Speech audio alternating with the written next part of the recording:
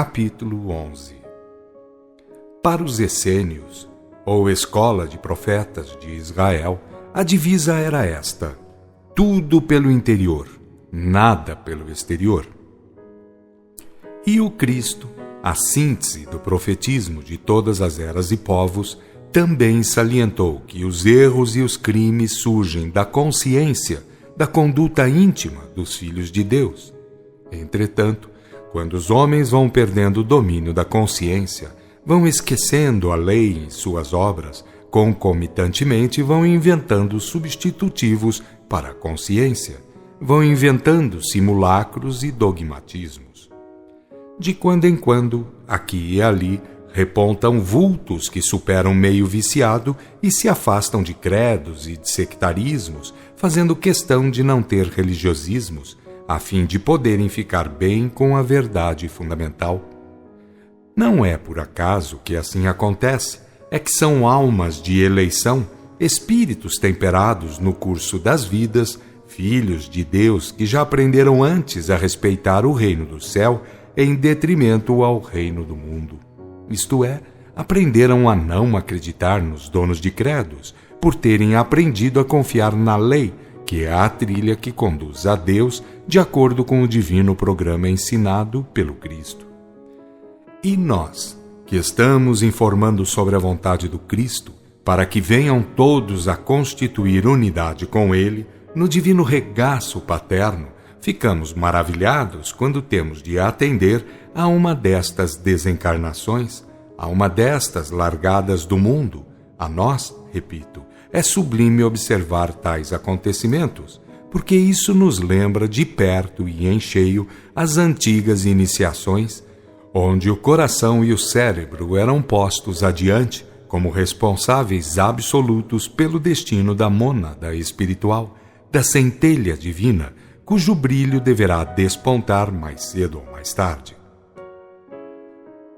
Conforme o Cristo, que vale dizer conforme a lei, e que por sua vez equivale a dizer conforme a vontade de Deus, quanto mais a centelha olha para fora, tanto menos progride. A doutrina de Deus, transmitida viva pelo Cristo, pede caridade e não sacrifício, pede essência e não rótulo, mas o reino do mundo exterior, que é negativo, logo trata de fazer de tudo obra de negação e comércio. E surgem então os escravos do mundo, fantasiados de ministros de Deus ou de cordeiros, levantando barricadas contra a lei à custa de criarem, de inventarem manobrismos simulatórios em nome de Deus, da verdade, da lei, da justiça e do Cristo.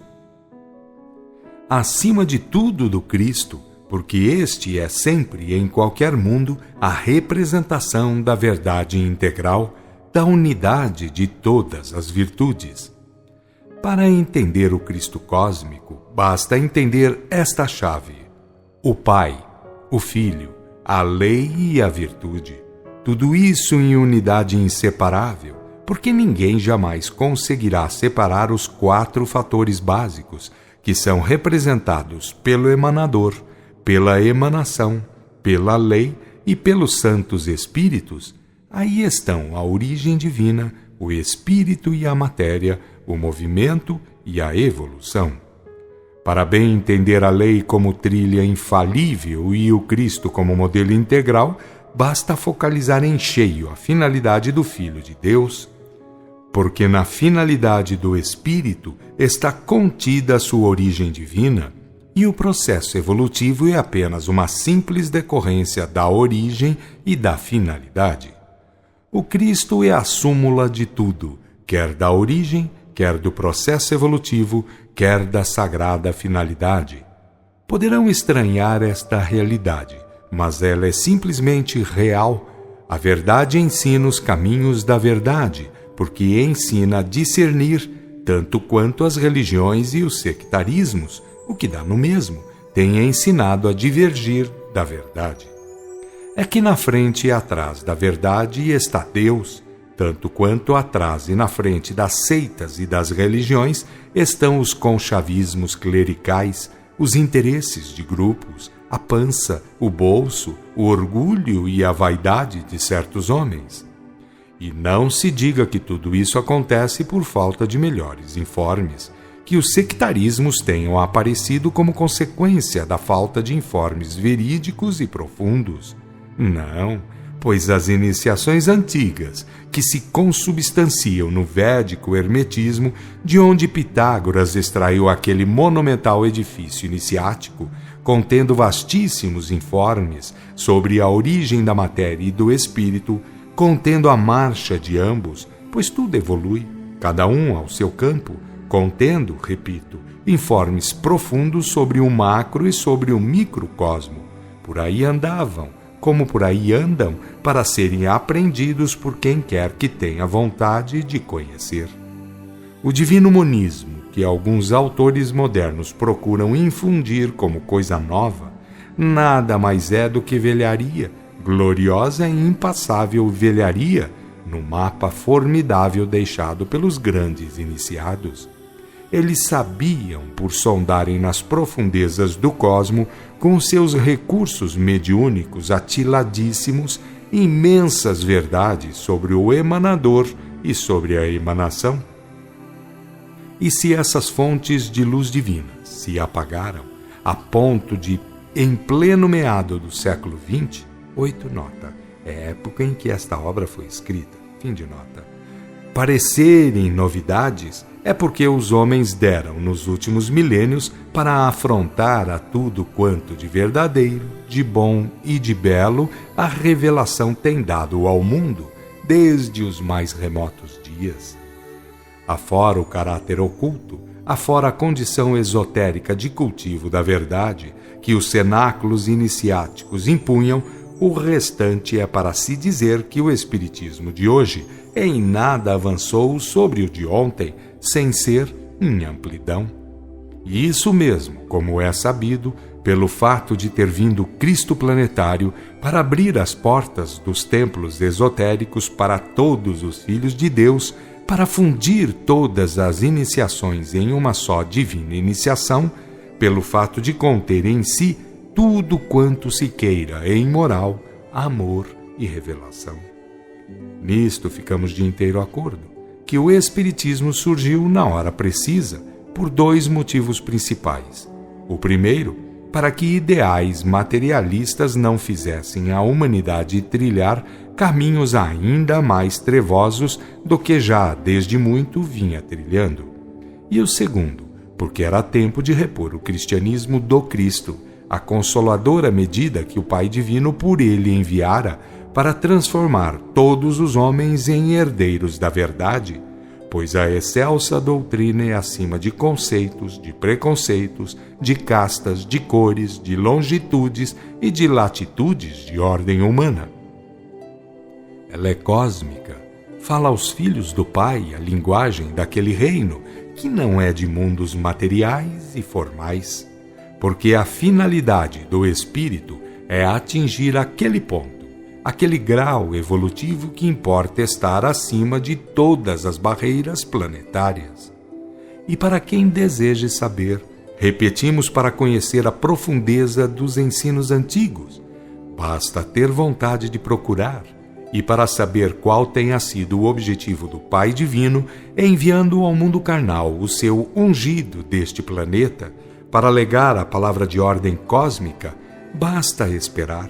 Basta ir vivendo até atingir o grau crístico, e como todos lá teremos de chegar, porque as leis fundamentais não serão de modo algum derrogadas, todos um dia diremos que as palavras de Jesus foram e são espírito e vida. Poderão afirmar aqui e ali que Jesus tenha vivido na terra, em outros dias, como contraditor da lei de Deus, ou como sanguinário. Poderão afirmar que não tenha sido homem de carne e osso. Poderão afirmar que não tenha tido, por não precisar, da escola do mundo. Poderão afirmar que seus feitos mediúnicos tenham sido invenção posterior. Poderão afirmar que não morreu na cruz.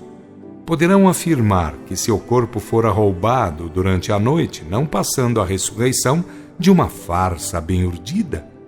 Poderão afirmar que não tenha reaparecido aos apóstolos em carne e ossos? O que nunca poderão garantir, pelo que sabemos, é que suas palavras passem, é que a sua condição de diretor planetário não seja um fato. A contradição irá atirando pedras e mais pedras, mas sem atingir o alvo, porque ele está, como foi exposto pelo Pai Divino, em sua função de caminho, verdade e vida.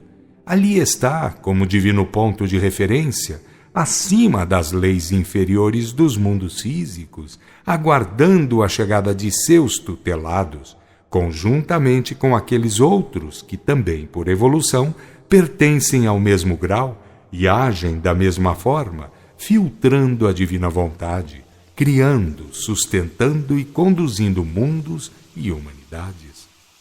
Rente ao caixão, onde o corpo de Lisandro se encontrava, o mensageiro fizera o seu discurso, cumprindo sua obrigação de instrutor. O vaso físico estava inerte, desgastado e frio, enquanto que o Lisandro imortal estava a poucos passos dali, recolhido a um leito, dormindo sono angélico, cercado de vibrações amorosas e envolvido pela teia de muitíssimas simpatias. E quando, 3 dias depois, fomos encontrá-lo no local para onde o levaram, a fim de ser preparado para subir ao plano de real merecimento, foi com a alma escampa, foi com toda a simplicidade que nos falara, afirmando que deviam estar enganados, que ele era por demais insignificante para merecer tanto amor da parte de todos, mormente dos altos emissários que o foram aguardar nos portais do túmulo. Nós sabíamos, toda a vida, que ele tinha raízes profundas na iniciação antiga, estava ligado por muitas vidas aos remotos dias da humanidade, tendo sido, inclusive, um dos maiores vultos da Cabala, muitos séculos antes de Moisés existir, e que sua encarnação última, por causa dos planos articulados no mundo espiritual, deveria não ter expressão alguma de caráter exterior ou mundano, a fim de vir a cumprir elevada missão no mesmo plano espiritual. Seria, como o foi, uma dessas funções sublimes e ocultas, um grande ou maravilhoso mensageiro encarnado, intensivo polo de contato entre os altos planos e os planos inferiores do mundo espiritual. Ele mesmo, que sentia vibrar gloriosamente o céu dentro de si, por causa do esquecimento em que caía, ao retornar ao corpo, não tinha conhecimento algum de sua nobríssima função mediúnica. Realmente, será sempre muito difícil aos homens descobrir entre os que poderão ou não ser os primeiros ou os últimos, porque o véu do mundo encobre fatores, tanto os negativos como os positivos. Mas assim que o casulo deixa de ter significação, então o agente vivo se revela e é revelado por inteiro. Caem todas as aparências, rompe-se todos os rótulos, falecem todos os títulos do mundo.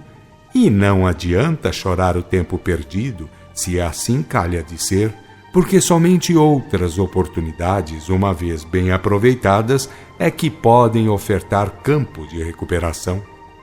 O mundo espiritual fornece todos os minutos novos elementos de oportunidade aos espíritos, dá-lhes novas imersões na carne, corpos sadios e faculdades apropriadas, e o mundo carnal fornece todos os minutos muitos fracassados e poucos vitoriosos ao mundo espiritual.